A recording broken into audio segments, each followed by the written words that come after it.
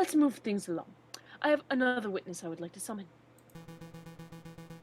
He's a man who claims to have an excellent view of the people going in and out of the Louvre at the time of the incident. I call upon Monsieur Toussaint Kingsley. Could the witness please approach the stand and recite the oath?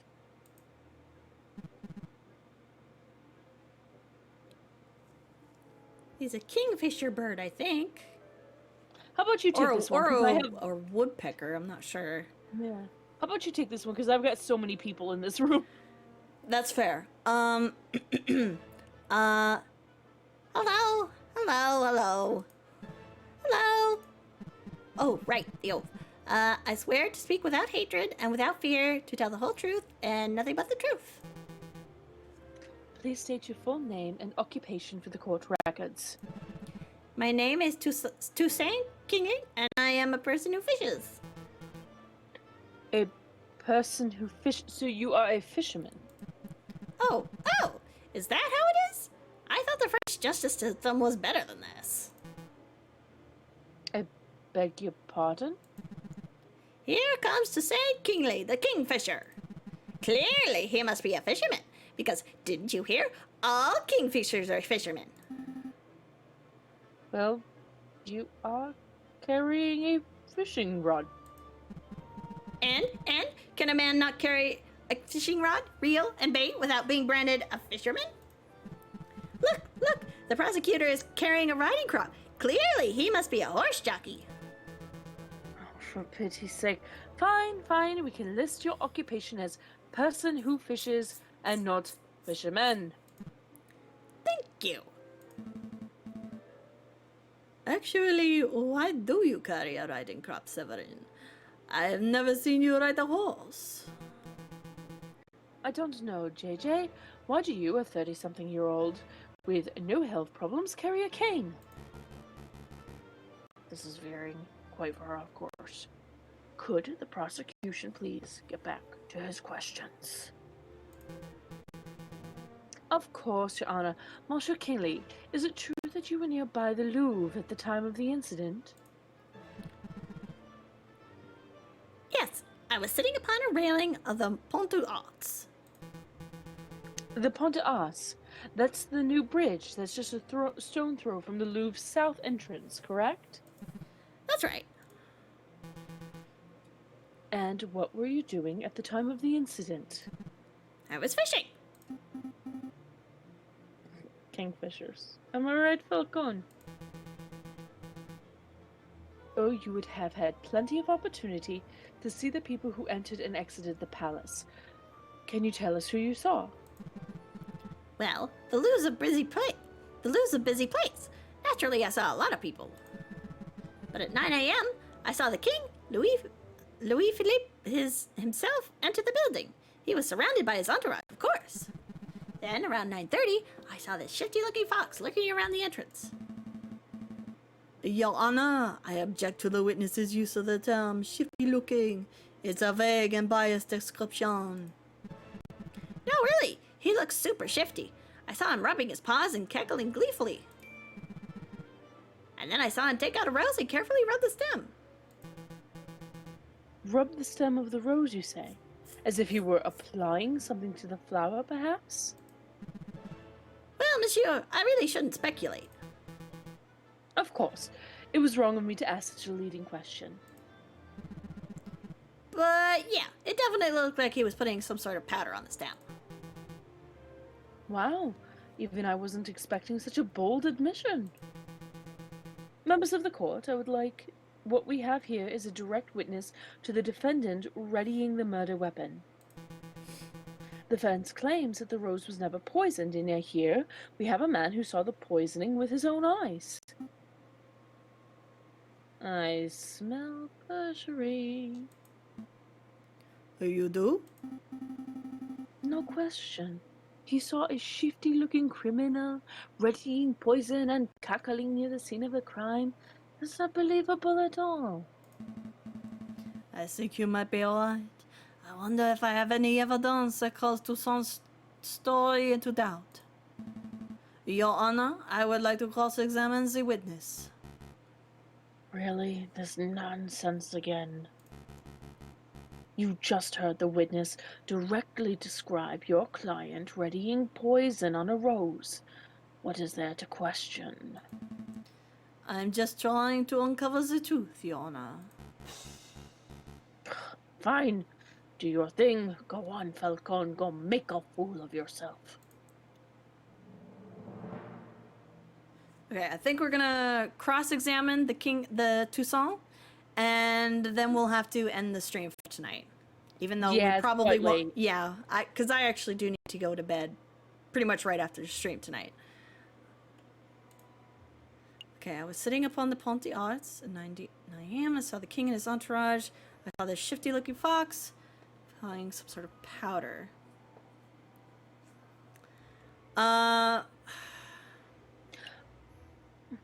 Could he be applying powder, though? You know, can we see our evidence box before we choose? Yes. So we have the book page. This isn't actually evidence, but we have got Don Quixote. And this page is from that book. That was in the gardens. Right. So he was not at the entrance. Yes, you're right. He wasn't in the entrance. Good eye. Let's see. Shifty-looking fox lurking around the entrance. He was never in the entrance. Monsieur Kingsley, you claim that you saw a shifty-looking fox. Yep, super mega shifty. There must be at least 100 foxes in Paris. How do you know that the fox you saw was Prince Juan?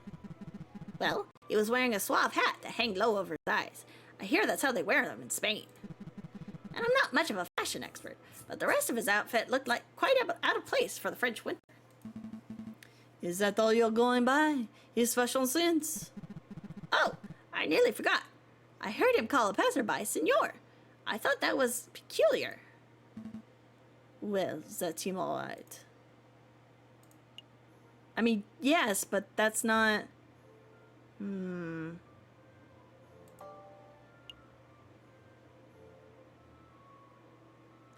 Well, that's not at all what we were hoping to get.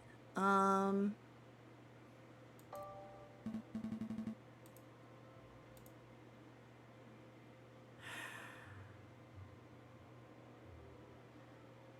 mean, it is true that we don't know that he necessarily dropped the page at 9:30.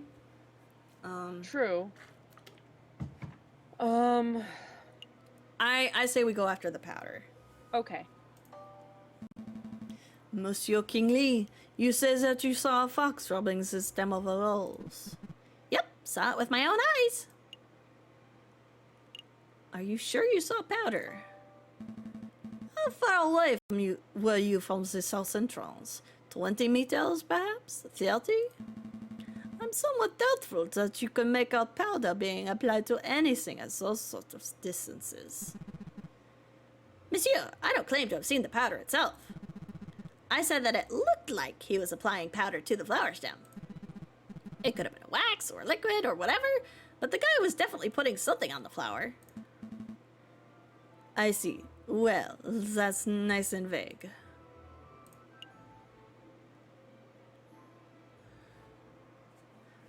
Right, but we haven't been able to use it yet.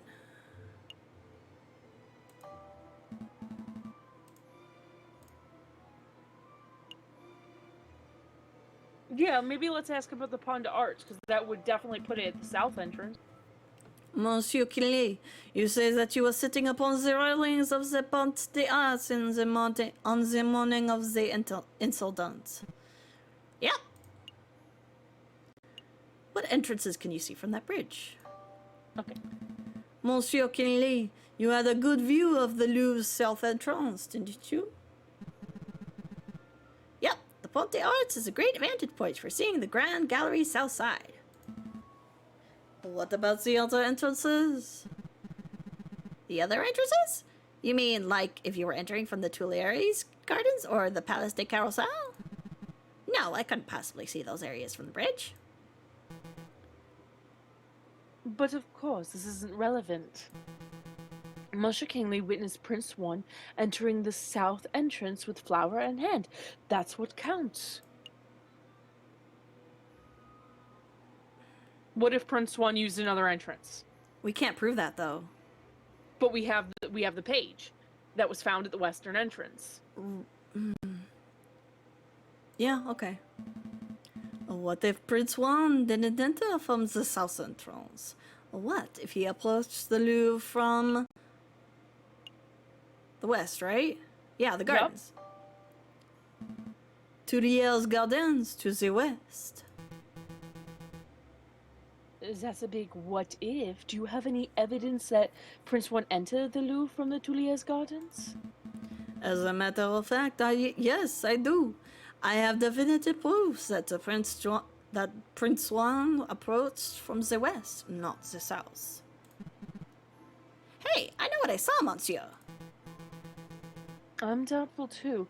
Go on, JJ. Show us this definitive proof that Prince Swan entered from the Louvre from Tuileries Gardens. Look at this. A book page? Page 44 of Don Quixote, specifically. It was found just outside the Louvre's west entrance. This proves nothing. I'm not done yet. Take a look at this. Don Quixote. This is the book Prince Juan has been reading in jail since his arrest. I believe he has had it on his person for some time. And yes, page 44 is missing. That was the first thing I checked. You do realize what this means, don't you, Savon? The defendant was present in Tuileries Gardens prior to entering the Louvre. This also means that, in all likelihood, the defendant enters the Louvre from the west entrance, not the south. He could not possibly have been seen by Monsieur Kingsley from the Pont des Arts. What? I know what I saw, monsieur. A fine theory, Falcon, but maybe the defendant looked the long way around. Or took the long way around, there. One can still travel from Tuileries to the Louvre south entrance by walking along the river. An extra 2 kilometers of walking just to enjoy the prima scenery. Let's not say silly things, Cocorico. Okay, maybe the defendant deliberately left the page there to mislead the investigation. Now you're the one who's blindly speculating. It's not blind speculation, it's a viable hypothesis. You are fond of logic, aren't you, Cocorico? Let's talk about Occam's razor. When torn between two seemingly equal hypotheses, we must side with the one that imposes the fewest assumptions. Which of these theories takes fewer assumptions? 1. The page from Prince Juan's book fell out on his way to the Louvre's south entrance. 2. Prince Juan deliberately planted the page on the off chance that it would be discovered, and then he took the long way around. How dare you? The nerve of you to lecture me on such basic philosophical concepts. I'll stop lecturing you when you stop making such basic mistakes. Monsieur Falcon, please calm yourself. What is the point of all this yammering? The ultimate point is that Toussaint's testimony is fabricated, made up, out of fiction. No, everything I've said is the truth. I suspect that the witness isn't even a fisherman. I'm not a fisherman. See, he admits it himself. That's not what I meant.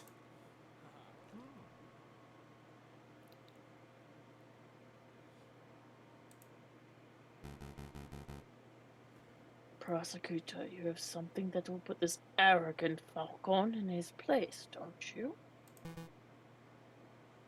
I must concede. You concede? On this point at least, Falcon's evidence strongly suggests that the key component of Monsieur Kingsley's testimony is false. This doesn't mean that Prince Juan is innocent, of course. All Falcon has demonstrated is that this particular witness is unreliable. But I did see something, I really did. Alright, so maybe I didn't exactly see a shifty looking fox. I made that part of the story up. But I did see a swan lurking around the south entrance on the morning of the murder. A swan? Do shut up, witness. Your word is mud at this point. How could we possibly trust anything you have to say? Your Honor, Judge Romulus, we're out of time. We're 10 minutes overdue to start on the Hare vs. Tortoise trial. Is it that late already? Curses. I was hoping we could have the case wrapped up in a single trial session. It is a shame, but ultimately an accurate sentencing is always preferable to a speedy sentencing. Yes, all right, I don't need to hear your moralizing. Court will resume this Friday, the 21st of January at 9 o'clock. Don't be late. Prosecutor, do your damn job and get this stupid fox a conviction already. I will do my best to ensure that justice is served, Your Honor. A lot came up in that trial, eh? Yeah, no doubt about that. But something's bothering me. Why would that fisherman guy, Monsieur Kingley, lie on the witness stand?